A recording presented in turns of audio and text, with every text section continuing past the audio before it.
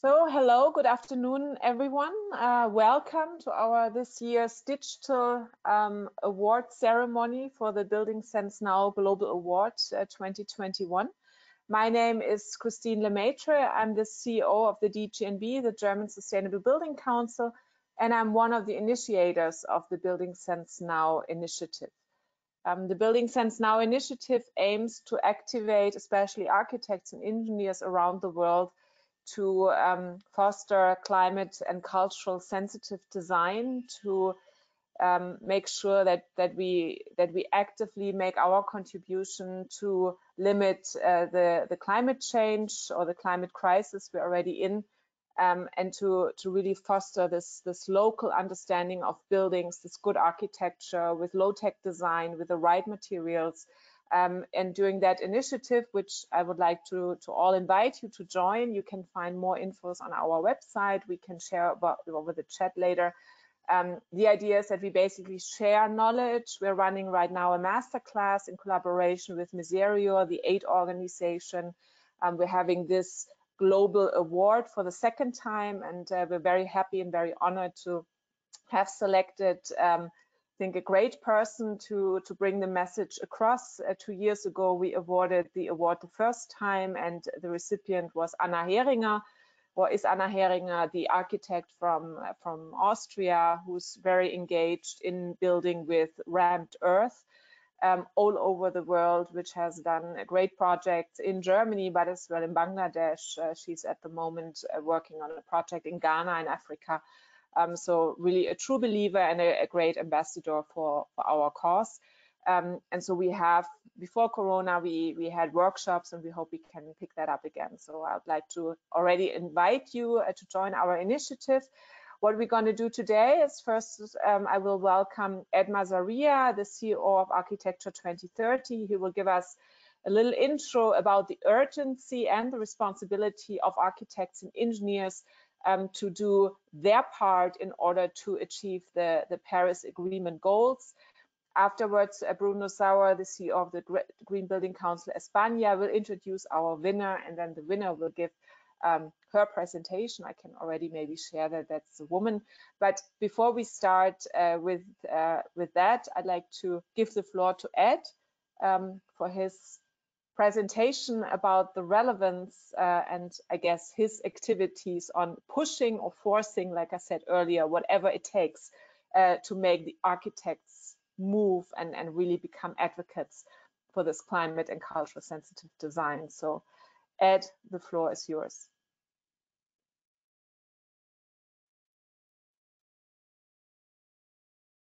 I'm unmuted now. Thank you very much. And let's get started. Let me share my screen here.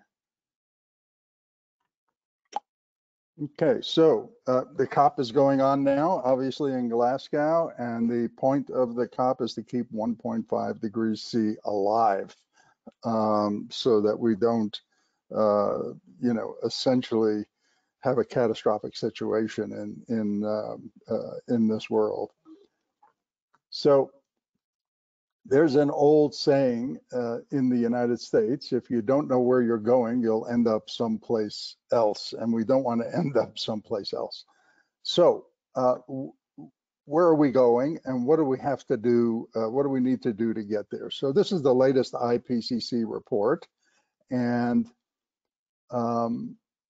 this is the 1.5, and what the report tells us is that to have a good probability of meeting the 1.5 at staying at that planetary warming temperature, our carbon budget is between 300 and 400 gigatons to have a good probability of staying at that temperature. So that's our carbon budget, and that's a good probability. So what does that mean?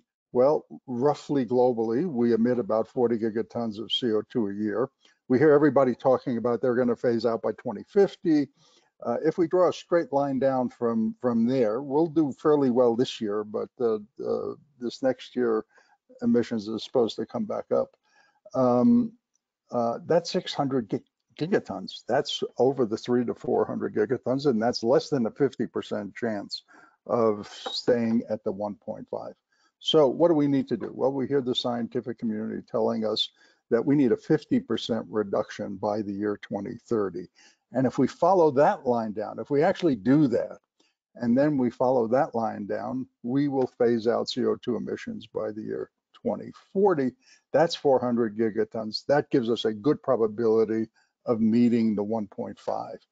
And for the building sector and the built environment, we can do better than that. We'd like to see a 65% reduction by 2030 and then zero out all CO2 emissions by the year 2040. This is the way we normally see how emissions are divided up. Building operations, 27%, then you have industry, transportation. But what's new is that we now know that building, construction, and materials is responsible for another 10%, and then infrastructure, all the infrastructure, the site work, and the streets and roads and bridges, all that, when we look at the built environment, is another 10%. So the built environment is responsible for close to 50% of all CO2 greenhouse gas emissions. So we have a huge role to play. So how did we go from this, which was late 1800s, pre-industrial times, through the Industrial Revolution to today? How did cities change, and how did we get all these modern skyscrapers, all glass buildings?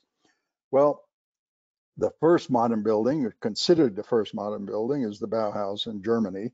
That was built in 1925. And here you can see structure moves inside the building, columns and beams, rather than masonry walls and very short spans. So you could open up the floor plan.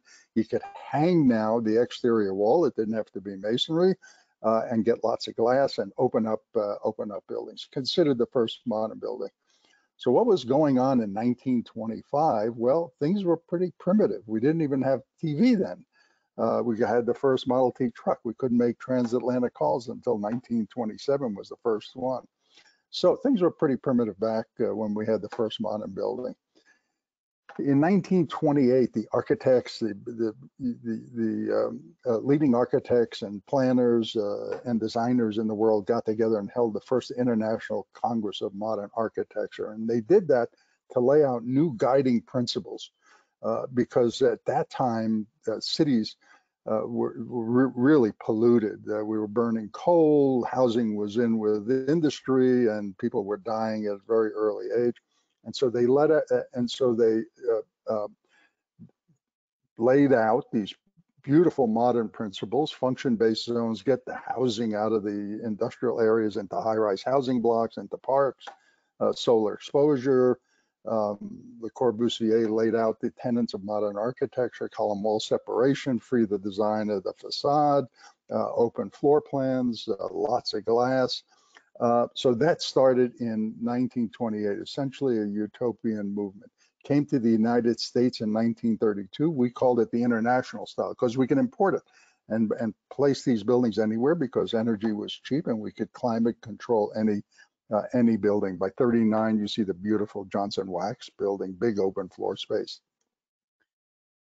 By 49, you had the glass house by Philip Johnson, single glass house in a freezing climate, a cold climate in New Canaan, Connecticut.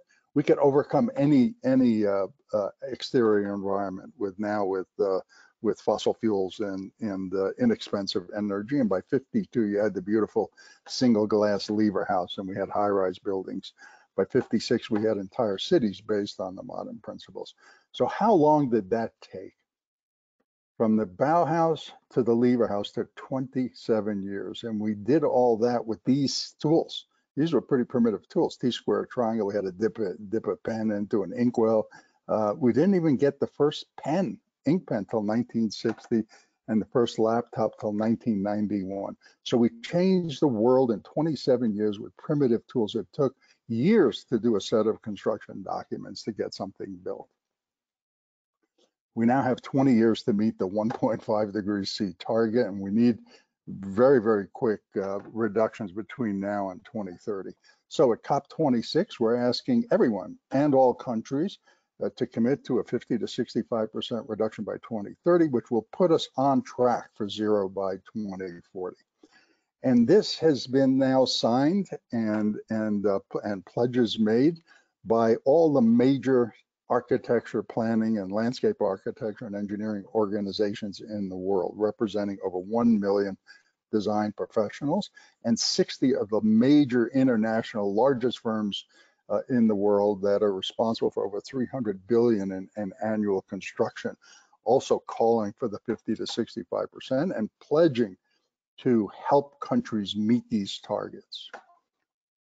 So what are the planning and guiding principles that we need to set out to do this?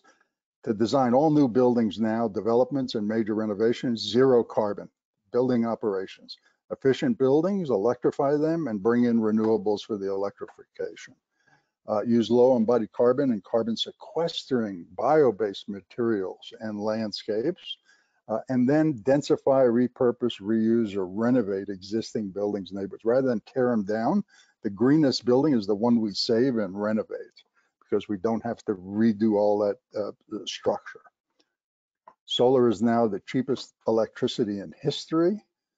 We have the tools to do it. We have incredible tools now.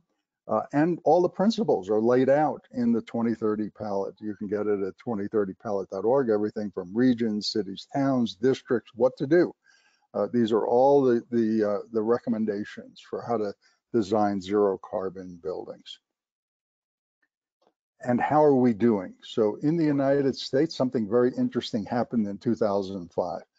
Floor area increased. It's been increasing since the Industrial Revolution. Energy consumption and emissions always increase when you keep building and building floor area, but something happened in 2005. All of a sudden, energy consumption in the entire US building sector did not increase. It actually went down 5.2%. And look at the drop in emissions, went down 30% between 2005 and 2020. This decoupling of emissions from floor area, even though we built over 50 billion square feet, is unprecedented in US history. So it shows we can reduce emissions and also build. And so what we're projecting is right now we're at a 30% reduction. If we make good on a zero grid by 2035, which our administration wants to do, we should be at 72% below 2005 levels by 2030 and easily phase out emissions by 2040. So how are we doing globally? Well, worldwide, we're building. We went up 22% since 2010.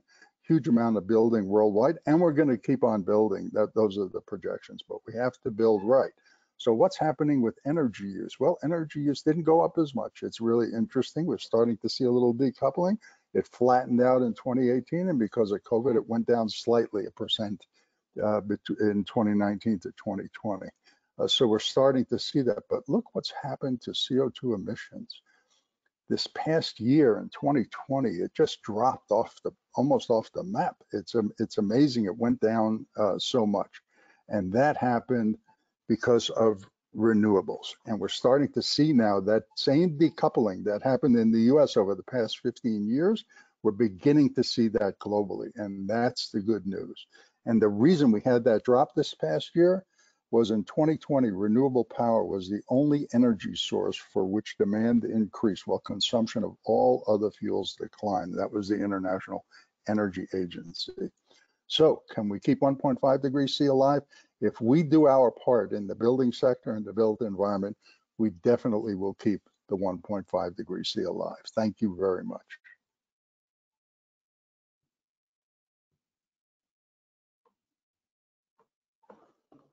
Thank you, Ed, very much. I always love to listen to that, and I like the positive note, and especially the comparison with the tools. I mean, when you show that, it is really insane what we were doing in 27 years. And now, like you said, at the COP, we have now the big festival of pledges again. You know, everyone is pledging to do something eventually. So I think the key part is it's possible. We have the tools, but we have to get going. And I think this is exactly where the architects, you know, and engineers play a very crucial role. They have to fight for that with their clients, and they have to make these connections. So thank you very much for giving that intro and making the time. I know you're very busy, but I already have some ideas, so I will reach out to you after this webinar. And now I'd like to ask Bruno Sauer to join us on that virtual stage. There he is, live from Valencia. And Bruno and maybe I and Ed, maybe the three of us can announce this year's winner, and then Bruno will talk or explain a little bit about her. I was very happy that she decided to apply for our award, especially because Bruno and I, we have been before the pandemic. I mean, there's now the time before the pandemic and during the pandemic. Before, we were in India to do a Building Sense Now workshop, and we did it in a very special place in Auroville. I don't know from the audience who has been there. It is a very special place. I don't know, Ed, why you didn't join us, but we have to go there again. It's mandatory. It's a very, very hot location. I think it's like the hottest location in India, and we were spending 2 days in a building without air conditioning, and it was possible. It was a low-tech building. It's a community, Auroville, where I think the quality of the building and the understanding on how can we build in such a climate zone is a big part. And our winner has been working there. I think she will maybe show us something later as well. But so I was very happy she applied. And maybe Bruno, you have the honor.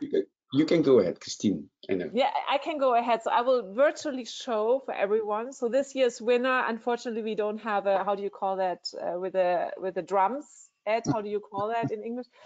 A drum roll, yeah. Architect from India, but she has an office as well now in Germany. So Bruno, maybe you introduce her a little bit more, and then we will give the floor to her. And Anna Hamu, you can already join us virtually if you want. Bruno. Well, thank you, Christine.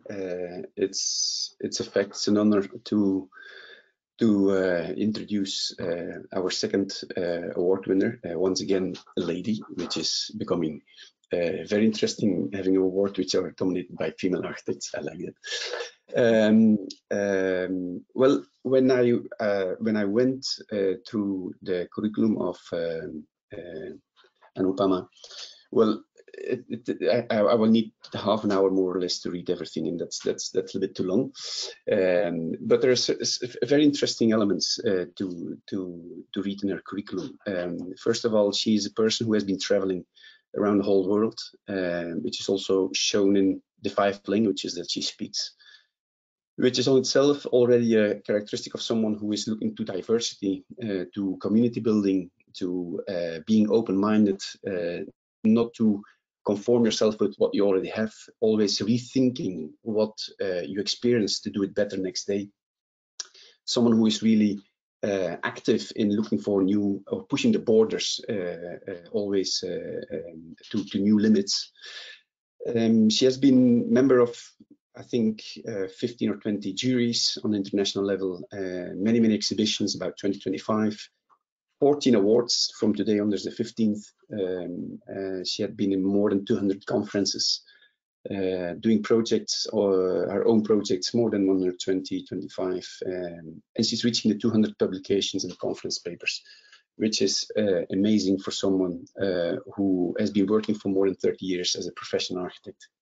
But beside all these numbers, I think the most interesting thing to understand or to see in her architecture is what she really designed. And when you go through her projects, and it's true that in Auroville we could take a small touch of what that means, this kind of architecture. It's an architecture which is really creating a dialogue with the environment, with the surroundings, which is an architecture, the result of taking time to design correctly. To design on a human-based scale, putting the human person, the human being in the center of what's the space. There are no formal standards. Maybe the only standard that you can find is the spatial quality, the use of honest materials, the place of where do you put the user into your architecture. And it is this kind of architecture where you reach the building and you feel more or less immediately home. It is really something where light and natural ventilation is. It's a common characteristic. Low impact architecture, completely fitting in our actual debate on decarbonization. So on a certain moment when I was exploring the project, I thought, yeah, the element of time is so important in this whole way of thinking that you can consider it somewhat as the yeast into the kitchen world, where that product in this time, you can speak about time, is something which makes all the rest bigger and better. When you take your time and you don't force the whole process, everything starts fitting into each other, and that makes it really, really high quality. I think, and just to close, to summarize, and then pass the mic to Anupama Kundo to give us a presentation on her works. I think she's a living practice of building sense. So that's really, we are feeling it's an honor and a pleasure to have you as a new ambassador and a new award winner of what is our Building Sense Now award. And it's a pity, like Christine said before, that we can't meet in person to give you the award and to speak and to talk and have a drink. But for sure, we will look for a moment and a place in the near future so that we can do that. Thank you very much for accepting and being our prize winner. And I give you now all the time to share with the audience your experience and your project that you would like to show.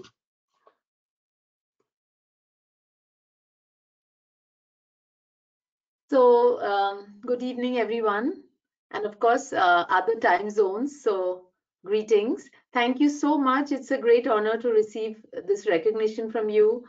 And yes, I'm overwhelmed. It has come as at short notice. And I'm going to share I'm going to share just one project with you. But before I do that, I would like to first of all tell you that I discovered that the word building, and because the award is called Building Sense Now, for me, the word building already is the process, it's the verb, not only the final product. And I realized that it's when you look at building as a process and not only the product, then you can change many more things in a holistic way than if you were to only look at it as a product which is static and just as if an assembly of materials. So I mean, we know as architects that buildings have very much to do with the non-material. It's the void in which the humans feel well and inhabit.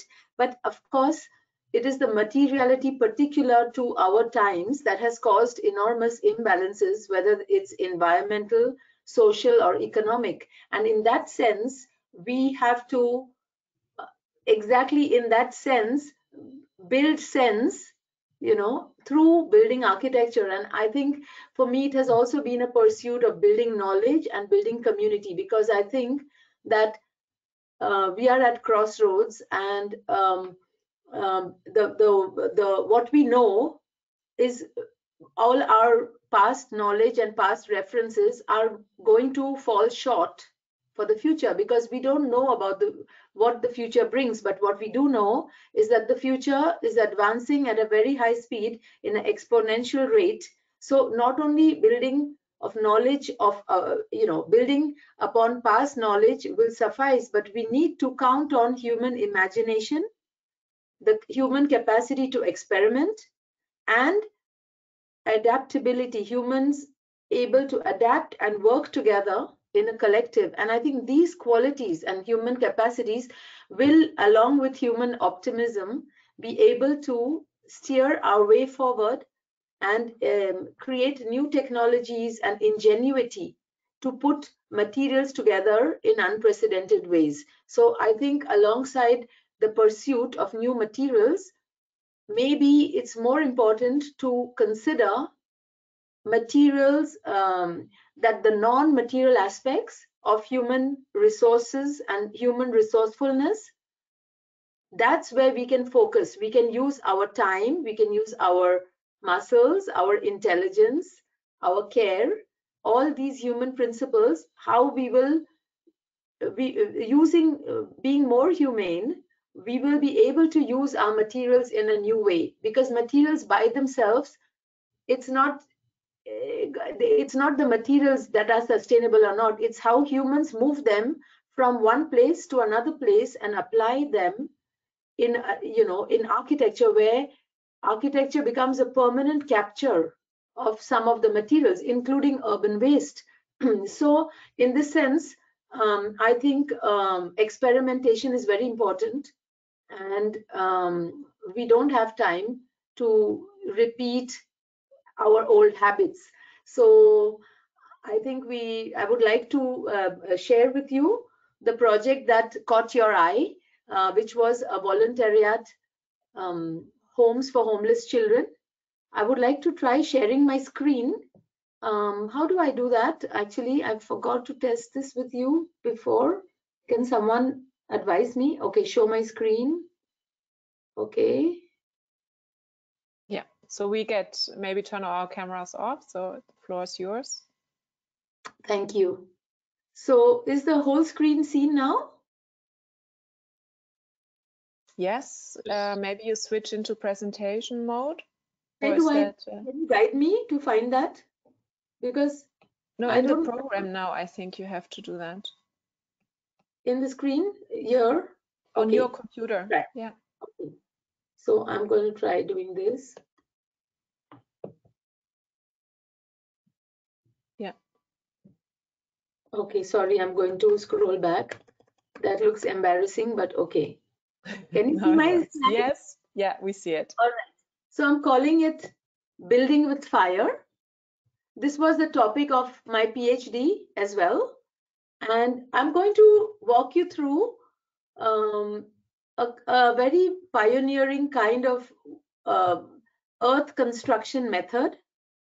And that's why I've called it Building with Fire, because the technology we used for voluntary at homes for homeless children in Pondicherry, close to Auroville, this was a method to build large-scale mud houses and cook them, bake them into ceramic in situ.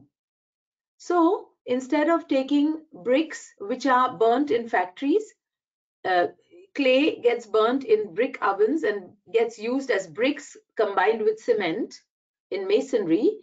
Compared to that, in this technology, we build houses with clay on the spot. We use clay mortar, and then we build a whole earth structure, and then we bake the whole thing in situ, and the whole house turns into ceramic.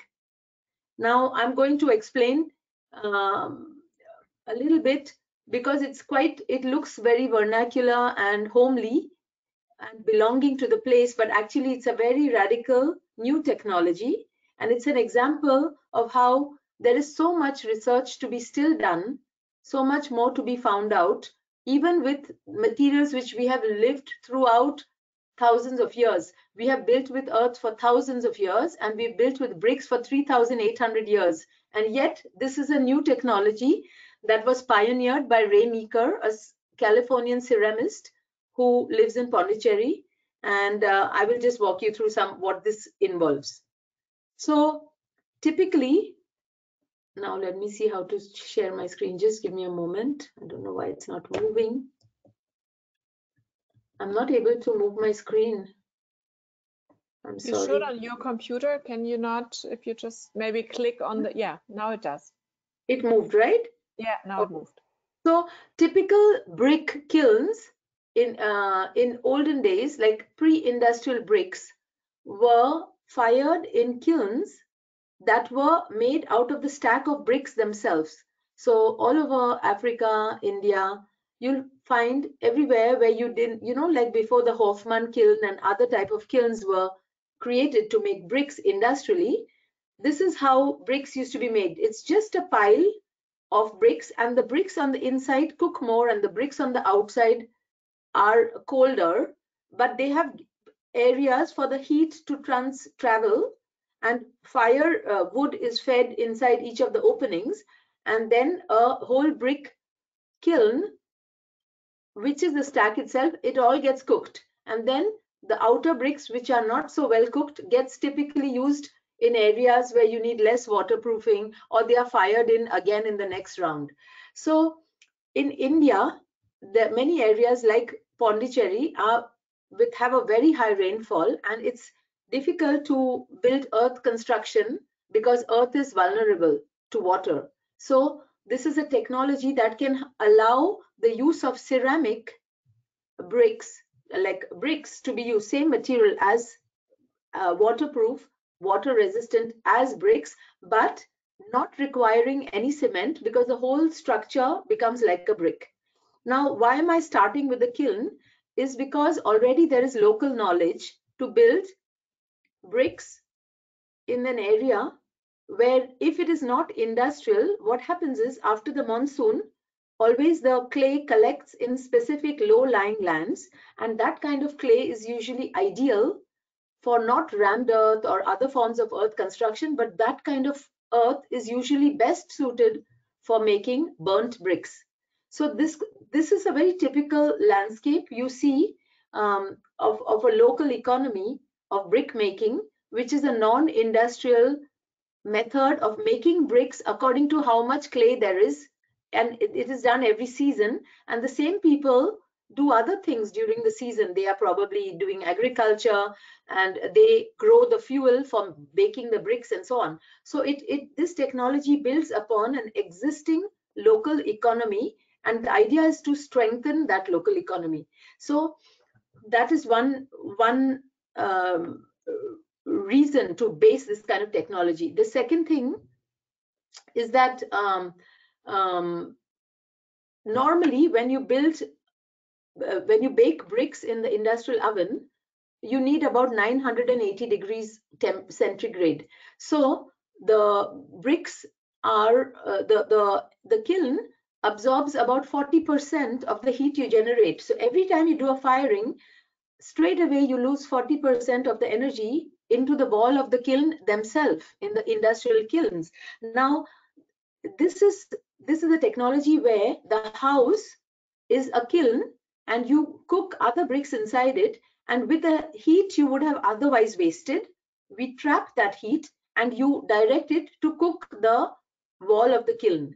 Okay, so inside the house is like an oven, and you fill other ceramic products inside, and then the energy that would have been otherwise lost is directed so with the cost of a mud house to get a brick house for the outer walls.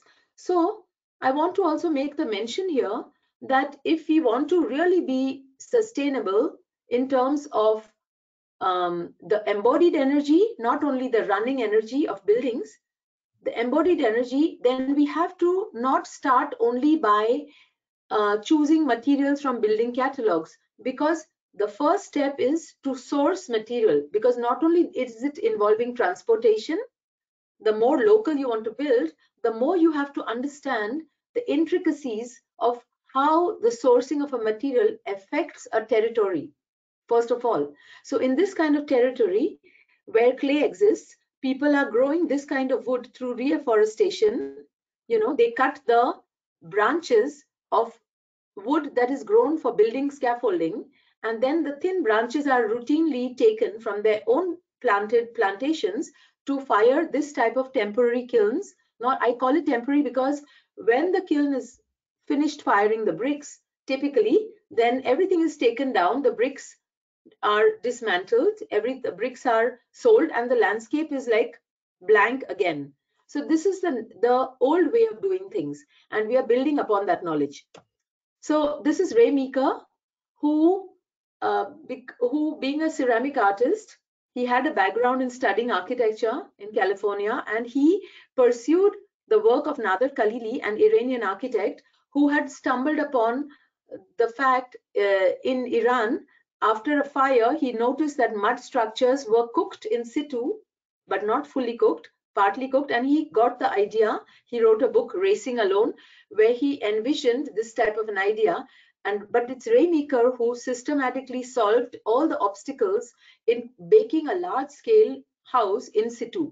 Now, normally, Ray Meeker was very energy conscious, and he felt that if you don't significantly reduce the energy required to cook bricks, then it is no point doing this, because a lot of building rating systems say that brick is very high energy consuming. On the other hand, we also know the brick is so durable throughout the earliest brick is still strong. So there are many reasons to consider that if the fuel is a local one, and that there are, and if it is reduced significantly through wastage, then brick could continue to exist in a new form in a very efficient way. And for example, in this case, you don't even need cement, and you need not bring any other material from outside. Also, the roof is made with clay. So everything in this building is made with clay, but it's cooked in situ. And the limitation of this technology is because you want to avoid the use of any other complex material for roofs, like like a concrete structure or a wood or whatever, because in many places, like in India, where you have high population, you won't have enough, you cannot use wood so easily in these humid places. So the architecture has to also support itself. So we have to build vaults and domes, for instance.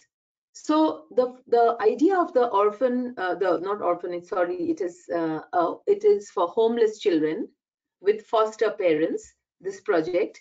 So there's this NGO who conceived of this project called Voluntary Art, and we have started working with these circles because the structurally stable form for this kind of technology is best used in this kind of, the strongest is to use circles.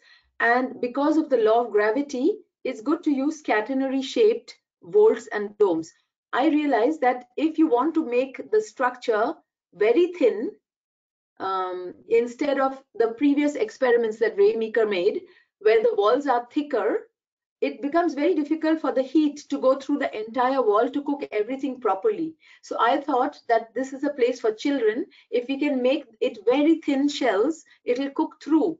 And therefore, I have, instead of having walls and buttresses and leaning walls, I thought it's easy to make it not so massive and use it like an eggshell form directly. It also gives a very secure space to children. So there are 4 clusters for children and foster parents, each cluster, and then there are bathrooms and play areas in common. So what we did is, in such a technology, you have to anyway do, first build a mud house from bricks, locally made bricks. And you can see there are many students here from different schools who had joined us in this workshop to build this technology. But if you observe the way the plinth is, you have one layer of baked bricks, and there are little holes through which oxygen can enter during the cooking process. And then there are bigger holes on top from where the firewood can be placed, just enough firewood to start the fire. Now, in Rainmaker's past buildings, most structures were built with firewood, just like the local people make their bricks, in the same technology. In this case, what we did is we used even less embodied energy, because we took coal dust from factories where there is a coal powder residue, and it has some calorific value. So we mix 5% of coal powder into the clay, and we made bricks out of that. So when we start the fire, we need very little wood to start the fire, and after that the brick burns from the own fuel by contact. And also the formwork for the windows, etc., we have used anything from the waste materials like old bicycle wheels and so on, or we have used pots or whatever we had to make these circular openings for windows. So we tried to buy nearly nothing. So most of the money goes into labor. And if there is in the Western economy, everybody thinks that the time is money, so we tend to save human resources, human time, because it's costly, and we land up spending much more materials. In my opinion, I feel much better to spend the money on people and not on materials, because then there is an enrichment of not only individual people who work, craft people, but also of the local economy. And the more we use human resources and human resourcefulness, the less we use natural resources, because human resources are infinite and natural resources are finite. So if you use your intelligence more, maybe you work twice the time or 3 times the work, but you save a lot of materials. And I think this is my formula for the future also. So this is how the earth construction is going on here, as you see, with a simple frame that you rotate, and built everything with clay and clay mortar. And then afterwards, when the whole thing is over, the construction is over, it has to be protected that the structure doesn't become wet, because it's only clay. So you have to make sure that it doesn't rain, and you have to pack it in case it does. So that is a very, very important stage of and boring part of the work, but it has to be planned because the structure is very vulnerable to water. Once the building is ready, now the kiln, the oven is ready. The house is the oven, right? So first the house has to function as an oven. So inside this house, we have started stacking the bricks in such a way that you will see in the lowest layer, there is oxygen coming in like a grilling platform on which the bricks are stacked. So from the fire boxes, which are open on the wall, there is a little bit places to start the fire with wood.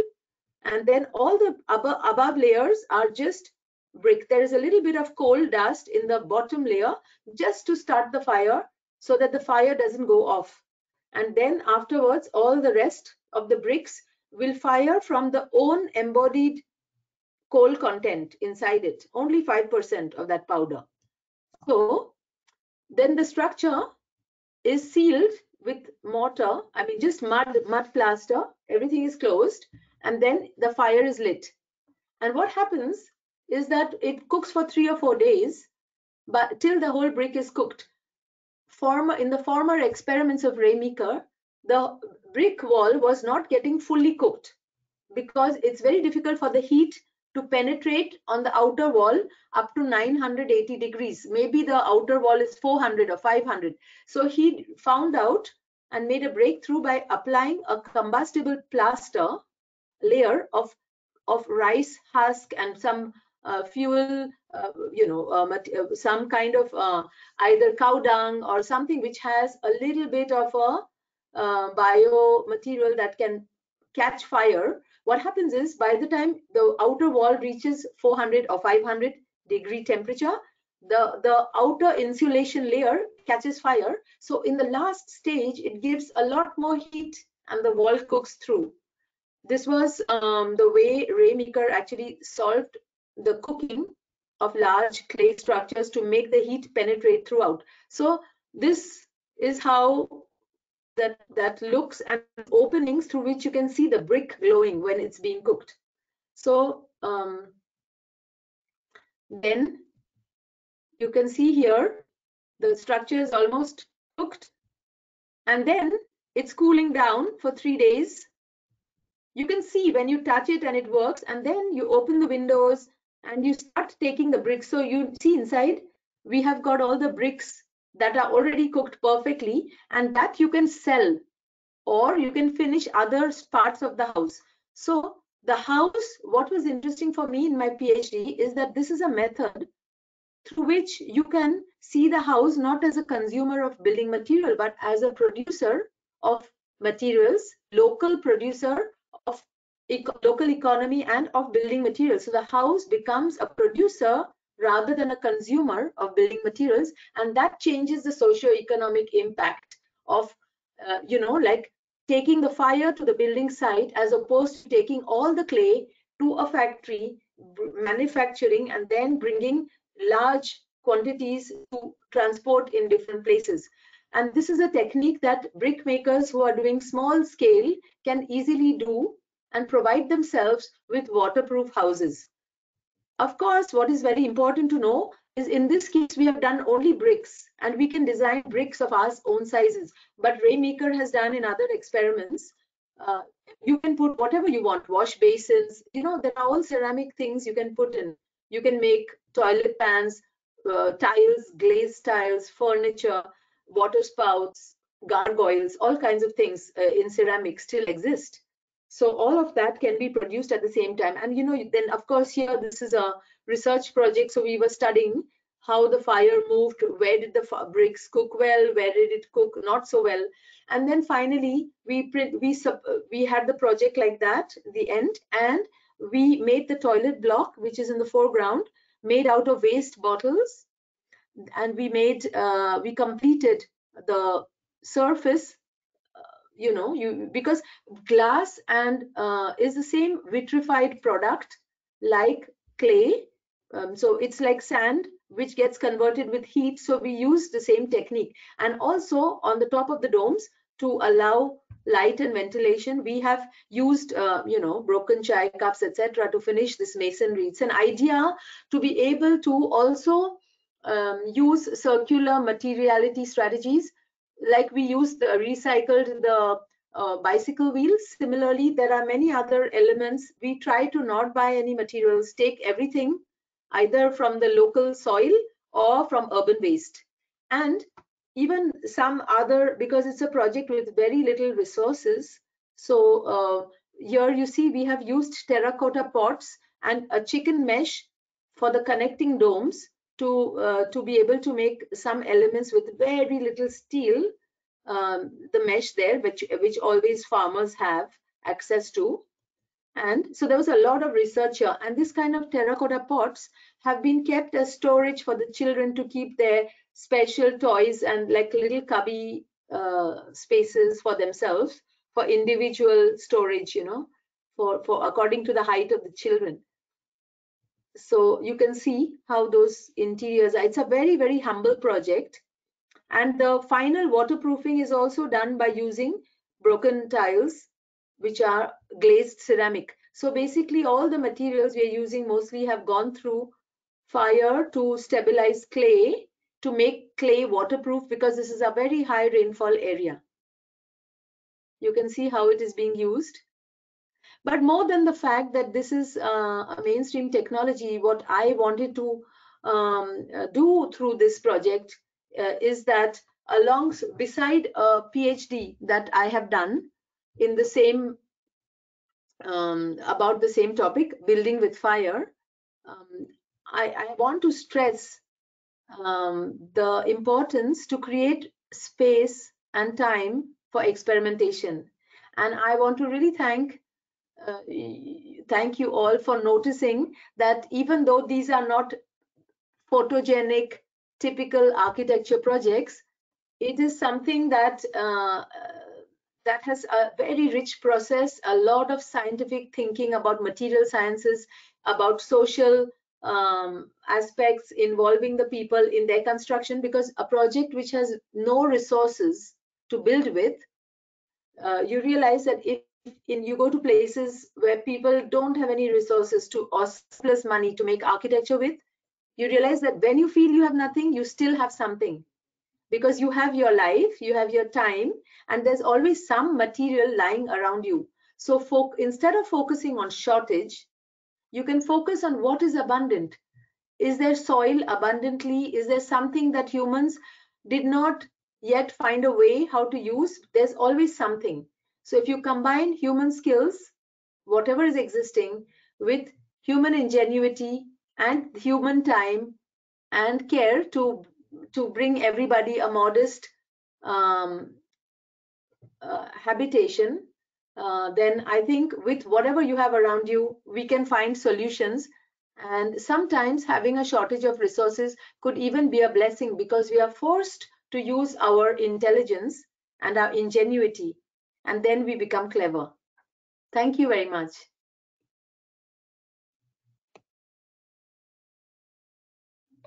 Well, thank you very much. Very, very impressive. I really, from your application and from the internet, so we did some research, but hearing it with your words, it's a very impressive project. So thank you very much. And I think this is something we really need to get out there as a message. And I like your last statement about, maybe the shortage of resources is a good thing, because then we have to start to reinvent and think about other things. Have you managed to take me out of screen share? I Yes. think. Okay, good. Yeah. Thank you.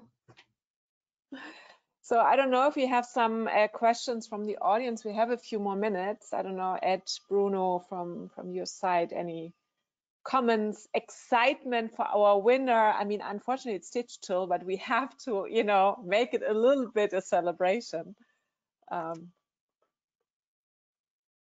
Just only huge. Yeah, it reminds me of the old. Go ahead, Ed. Go ahead, Bruno. No, you can go. Go ahead.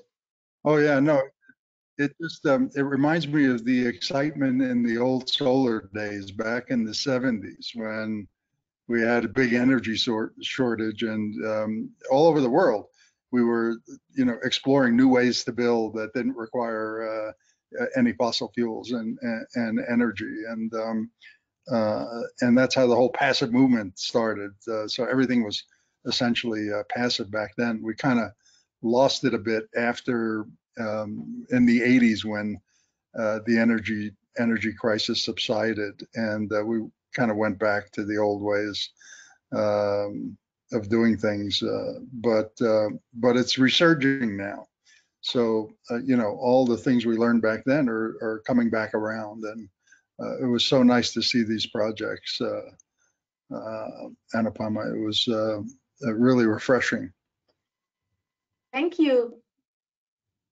I think one of the things that I would like to respond is, even though some of the things look like we are going back, it's interesting that there are so many open questions, even in what we had done in the past. And in that sense, if we pursue them, it could be quite futuristic.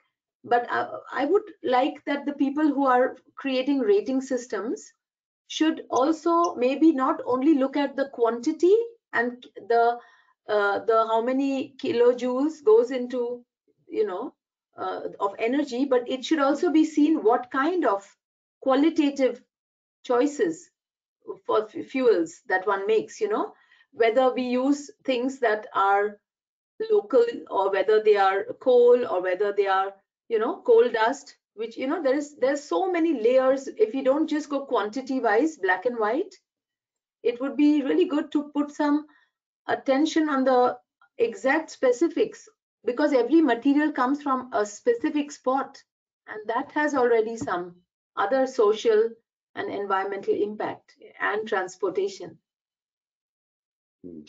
I was really impressed by the turnaround that you gave on the concept of embodied carbon and embodied energy. Normally, we say that for making materials, we spend energy and then we link it with some carbon. Now, what you did, you put carbon into the material to save energy. I mean, that's a really funny way of working. Even it was just a 5%, but it's a very interesting way of using knowledge. Scientific knowledge to improve processes on a low scale, on a little scale, but on a family scale, more like community scale. But it can be very, very inspiring for many other people in many other projects. So thanks a lot for sharing this. Thank you. I also am very curious to see more studies where we can compare how much of human energy and how much of machine energy and how much of fossil or other fuel energy combined in a project like this one even. But it would be great to do those more subtle studies behind the energy implications for the sake of local economy. Yeah, and I think this is the message as well we have to get across. Now we have one question from the audience, and the question is basically, what can architects in Germany learn from these experience for projects like you made? I mean, you have a practice here in Germany. I don't know if you have some projects here, but what would you say? What is the knowledge we need to implement maybe here, or what can we learn? See, I would like to share my personal feeling on this, not only as a practitioner now with an office in Berlin, but also as a professor in Potsdam, and also, you know, visiting some of the German schools often. I feel that there is something of the post-industrial age in which all the man-made codes and laws have been taken so fixed, you know, that they have created new habits where people don't trust even to imagine other scenarios. So I feel that there are man-made laws today governing what we can and cannot do. That has always been evolving. And then there are natural laws like gravity, like how the sun path flows, and the actual physicality of a context and the climate, whether it rains or whether it's dry, it's cold. So I feel that we should create a culture, and even in the developed countries all the more, we have to realize that the natural laws, it's good to surrender to the natural laws, and it's good to challenge the human man-made codes and laws, because not all the laws are serving us. Many times codes are made for an overly standardized situation everywhere, but the codes are made to ensure certain safeties, etc. But what has happened in a lot of the local culture is that these kind of habits of building everything without knowing the first principles, but directly looking at other buildings and catalogs, just repeating the way the building habits, because we are insecure about the first principles, that is very, very limiting. So I feel in Germany, what I try to do also in my own studio, I like to make sure that we understand the first principles and we take time to learn what we don't know, so that we don't blindly repeat. We should make a distinction between information and knowledge, which is an integrated thing, you know, where the intelligence will act, and architects will have the capacity to produce innovations which are relevant for the future, instead of using the man-made law as a kind of limiting device, you know, mechanism. I hope that answers the question.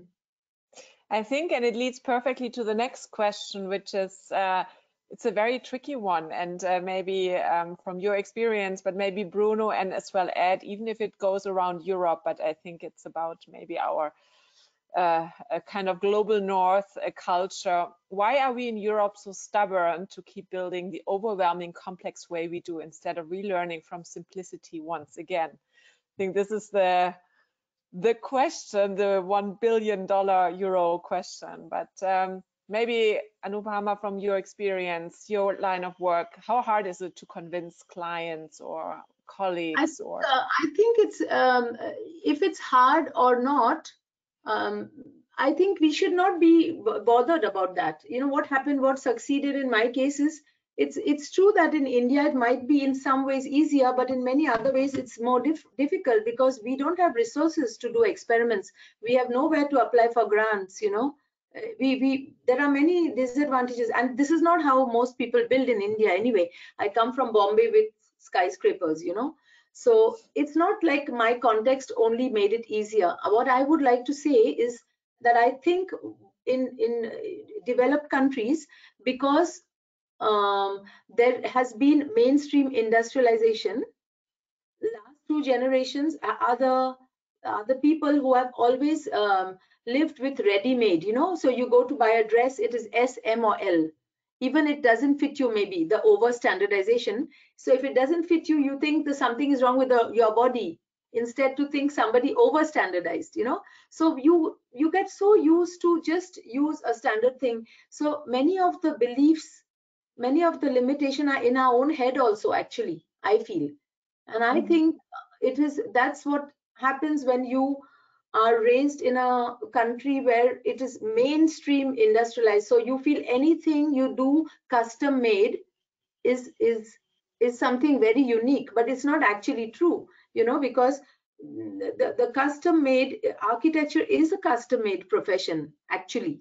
Yes, today there are offices building, the large scale offices building all over the world, the same solution, the same tower in Frankfurt as in say Tokyo, you know, or in a different climates, Middle East, all the same. So this actual architecture profession is a custom made profession. So we should not, I think it's a myth. In the developed countries, there is an economy which makes it is a throwaway culture, where it is cheaper to throw away. So you feel that if I pay a human's time to do an individual custom made thinking, then we cannot afford it. But that's why we are doing much more work. I think a German in Germany, what I'm trying to do is work more with economists to figure out how the true footprint is calculated when you throw away something. And when you start actually counting the real economy, and not the sponsored economy, then you will see that when people are more clever, it is actually cheaper, and custom made can be cheaper. Okay, this is I think a good statement, but maybe to bring Bruno and Ed, who've been working in that field for so many years, why are we so stubborn? Bruno, and then maybe, or Ed, who wants to go first? Ed. Yeah, I'll say something. You know, I think you know, in architecture school and all the professional schools, we really have not been teaching all the natural environmental principles that should apply to architecture. You know, where's the sun? How does it move across the sky? How does it enter a building? How do we passively heat a building? And how do we cool a building? How do we ventilate a building? How do we daylight a building? All those things need to be taught in design studio. Right now in education, they're allocated to a seminar or you know, outside the studio. But every project should have to deal with that, so that by the time so that in a sense, almost every piece of architecture and building that we do is location based. It's really, you know, it's really local and responds to local conditions. And now we have to add another dimension to that, and that is to project what the impacts of climate change are going to be, so that we can, you know, incorporate those in building structures now. How high is, you know, flooding and sea level and temperature rise and all that? We're going to have to deal with all those issues in architecture. That has to start in studio, and every studio project has to really look at those issues. But so that by the time these kids get out, they're changing the culture of offices and dealing with this. We've been doing this for years, so we know how to do it. We just need to actually do it. That's all. Yeah, Bruno, we need to do it. What is your take? You're on mute. Still after. Ahora estoy. Well, it's true. Yeah, we have just to do it. The biggest problem for me is that a little bit what Anupama was saying, that since our industrialized society, we are trusting so much on standardizing everything that we are completely switched off our own intelligent or our way of thinking as an individual. We just trust on, as long as the society, government, or rule makers are not saying what we have to do, we are not doing it.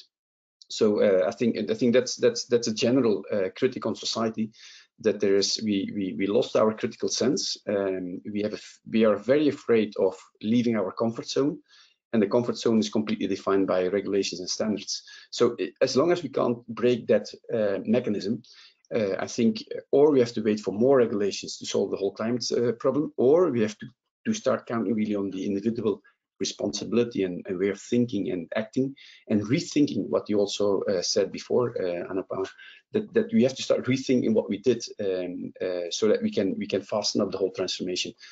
So I think last week I was in a podcast on the radio, and they asked me, yeah, what could be a nice conclusion for society if you speak about climate change? And I said, yeah, as a grown up, as a parent of children, when you go to sleep in the evening and you're laying in bed, say, look what I did today. If my children are going to do the same, then we are solving the problem or not. And if the answer is no, just stand up tomorrow and do it different. Because I think that's the only way of showing to the next generation, or to children, or to other people, that we have to start being critical again of what we did, and not just trusting on upper level regulation institutes or standardization institutes that to give us a solution. So I think it's a clear message on intelligence and critical, responsible, and breaking a little bit the comfort zone, and then I think that we will reach it. Yeah. So I think breaking the comfort zone is a is a very good closing word. Unfortunately, the time is up, but this is the start of a conversation. Anupama, we will continue to have that, and we will have an occasion to personally hand over the certificate and continue that discussion. So congratulations again. Thank you again for accepting and supporting the cause, and thank you to Ed and Bruno as well for taking the time, and everyone listening, and looking really forward to continue that discussion and to wake our friends from the architectural and engineering world up even more. I think this is very, very, very necessary. So thank you, everyone. Thank you. Thank you. Thank you. Bye. Take care. Bye-bye. Thanks, Bye. Ed.